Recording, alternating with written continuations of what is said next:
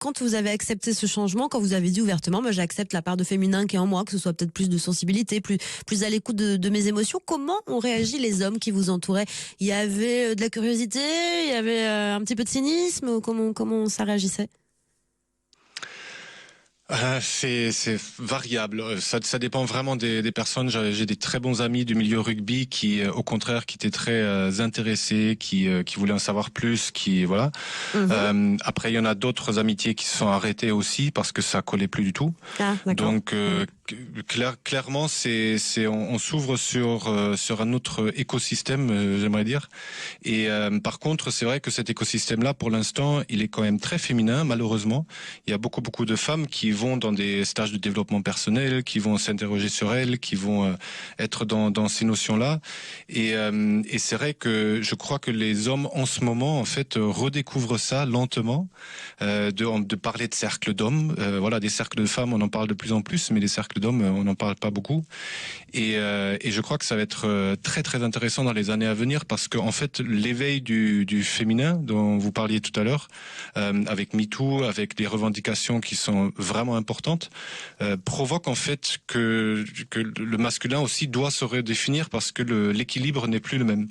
Et ça, je crois que c'est une très très bonne chose. Et la seule chose qui est vraiment importante là-dedans, c'est pas de le subir, parce que dans ce cas-là, on renforce les frustrations et on se sent limite agressé par tous ces mouvements, mais au contraire le prendre comme une opportunité pour dire ok, il y a quelque chose qui était vraiment pas juste, moi je suis peut-être pas coupable, mais je porte un petit peu aussi tout ce que les hommes ont fait dans les années, centaines d'années qui me précèdent.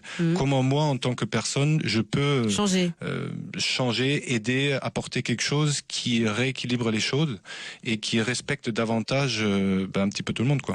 Ah, mais est-ce que vous comprenez quand il y a certains hommes qui vont vous répondre, moi j'y suis pour rien, c'est pas moi qui ai fait tout ça?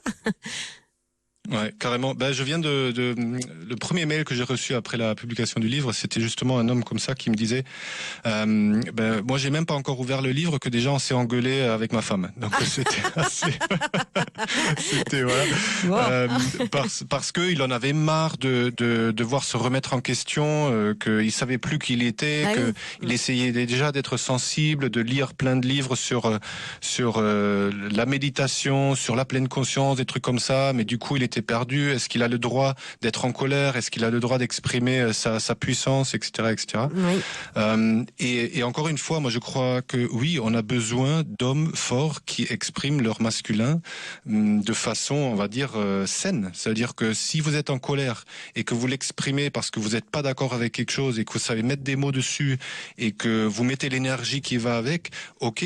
Si vous venez aux mains et que vous faites mal à une personne physiquement, pour moi c'est pas ok. Et malheureusement ces émotions-là, elles peuvent prendre le dessus. Et du coup, voilà, c'est quelque chose qu'on n'apprend pas en fait. On n'apprend pas à l'école, on apprend nulle part. Et je crois que l'urgence, elle est là. Si on va plus loin sur la société, c'est que il y a vraiment des choses essentielles qu'on n'apprend pas dès le plus jeune âge, qu'on a besoin de réapprendre, de redécouvrir. Et c'est pour ça que je parle de réinventer et pas juste d'inventer, parce que c'est des choses qu'on sait déjà. Mais du coup, Ferdinand Richter, vous pensez que c'est plus dur aujourd'hui pour les hommes parce que les femmes, elles sont quelque part dans l'ascension de l'épanouissement, on le sent, elles ont davantage d'ailleurs la parole sur leurs revendications, entre guillemets, sur ce qu'elles espèrent de la société de demain. Mais du coup, les hommes, on leur demande un petit peu de se taire. Est-ce que vous comprenez le malaise, la frustration? Parce qu'ils sont pas dans le même rayonnement, j'ai envie de dire, en ce moment. Peut-être, mais c'est pas plus mal que les hommes se taisent aussi un peu de temps en temps et que ce soit les femmes qui prennent la parole. Voilà, c'est moi qui le dis, voilà. Mais quand on regarde dans différents milieux, les porte-paroles, c'est quand même encore beaucoup les hommes. Oui. Quand on regarde les chefs d'État, c'est quand même beaucoup des hommes. Quand on regarde les dirigeants dans les grandes boîtes, c'est quand même beaucoup les hommes. Et que c'est pas, encore une fois, c'est pas un discours contre les hommes, c'est juste de se dire, il y a peut-être une autre sensibilité, d'autres personnes qui peuvent apporter quelque chose qui peut faire du bien, juste pour changer. Donc je crois pas que ce soit plus difficile pour les hommes, parce que c'est pas fait encore, même si on en parle sur le terrain.